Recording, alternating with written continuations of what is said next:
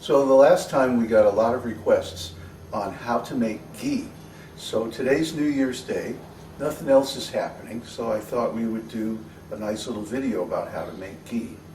So here we have a nice block of unsalted New Zealand butter. We've been keeping it in our freezer, so it's frozen solid.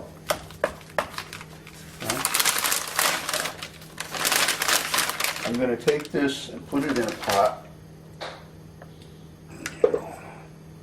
Nice big pot. And then turn on the flame just on simmer.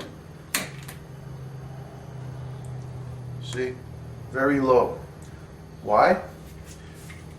Because the butter will burn if it's on anything higher than that.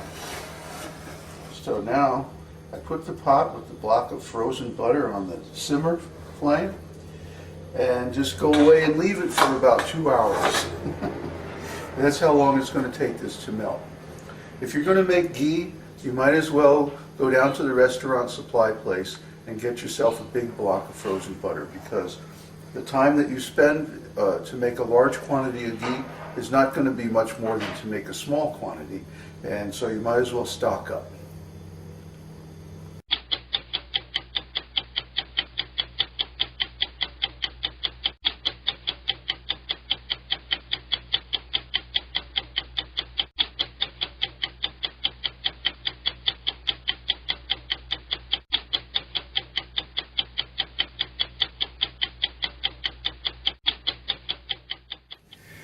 Okay, so now the butter is all melted, and you see we have the first little bit of solids coming to the top. So what we're going to do now is turn up the heat and gradually bring this liquid butter to a boil. It has to heat slowly or it'll burn on the bottom and ruin the taste of the whole batch of ghee. The idea is to bring all these solids up to the top so we can scoop them off. Okay, now it's brought to a boil, and you see all these solids are coming to the top, so we turn down the flame again to simmer. Now what's happening is the liquid, the water, is being cooked out of the butter, and along with the water these solids are coming to the top. So what we do is take a nice scoop and scoop off the solids, put them in another bowl. Now these solids are really good for buttering toast, putting in soup, 1,000,001 uses. You can use it just like butter. But you can't do the things that you will do with ghee with butter, because to heat the ghee hot enough, for example, to extract flavor oil from spices, you couldn't have the solids in it or they will burn. So we're cooking out the solids and purifying the ghee. And you have to make really sure when the butter is boiling that nothing is sticking to the bottom. I always use a wooden spoon. Sometimes I'll even cut the tip off with a spoon with a saw so that it's flat, and I can scrape along the bottom and make sure nothing is sticking. If it sticks and burns, it'll ruin the flavor of the whole batch of ghee. So we have to be a little bit careful. Okay, so now we have a nice rolling boil, and as you can see, more solids have come up to the top. This is about 20 minutes later. So we very carefully scoop those off.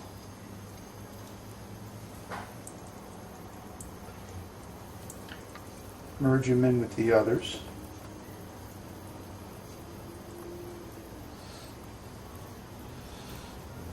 And then we want to keep this rolling boil because there's two kinds of solids.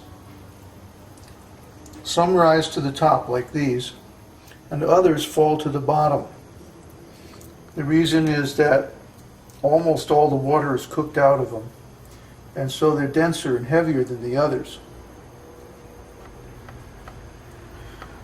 And that's the trickiest part.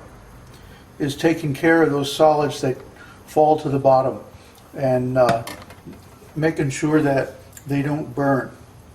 But for now, in this phase, we just keep this at a rolling boil until the ghee becomes clear. As you can see, now it's not clear, it's got a lot of bubbles in it. So just keep cooking it slowly like this. Now after 20 minutes, I'm scooping off the solids from the top again. And as long as they keep rising to the top, keep scooping them off and saving them in another container. Like I said, these ghee solids are very useful for all different kinds of cooking. Anywhere you use butter, you can use ghee solids instead. They're nice and fluffy because they're aerated. They contain the steam from the cooking process. But as you can see, the ghee is still not clear. It's got a lot of bubbles in it and solids. So we're going to keep cooking it and keep scooping out the solids until it gets clear.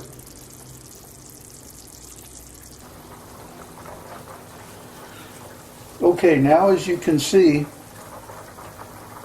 all of the solids have risen to the top and been scooped off, and the remaining ghee is more or less clear. Now this is the time when you have to be very careful not to let it stick to the bottom. If you scrape it and you feel that something is sticking, then immediately scrape it with the wooden spoon so it doesn't stick and burn.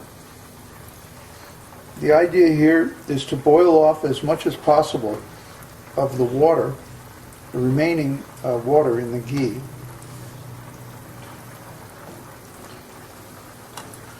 But when the solids that you scoop off of the top start to get brown like this, that means you can't cook it anymore, or they'll start to burn and ruin the flavor. So you turn it off,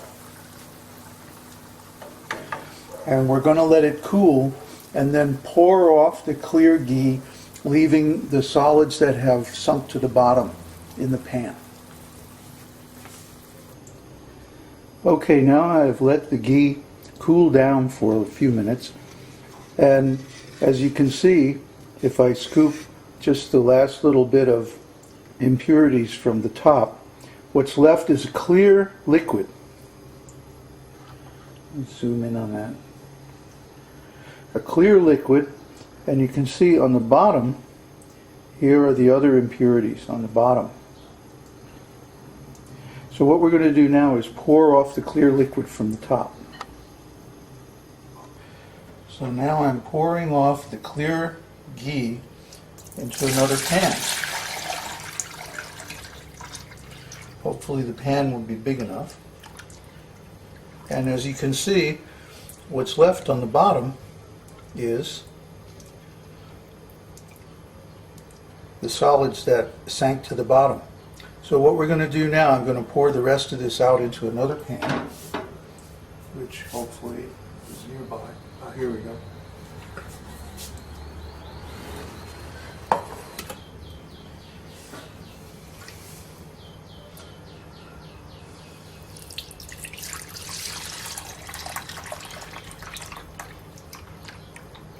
Here.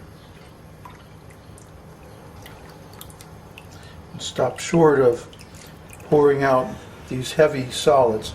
Now we're going to clean out this pan and use it for the final stage of preparing the ghee. So these heavy solids that stick to the bottom of the pan are actually nice and flavorful because they're not burnt. So they can go in with the rest of your ghee solids that you scoop off the top. Some people don't like them, but I do. I think they're nice and flavorful. And everything from milk and butter is useful in cooking, so we shouldn't waste anything.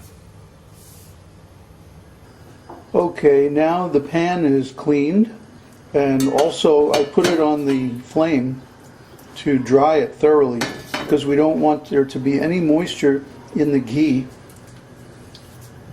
It'll boil and bubble up really bad. So now I'm going to pour the ghee that we took out back into the ghee pan. And you see there's more ghee solids on the bottom of the pan here. So we're going to be careful not to pour those back into the big pan.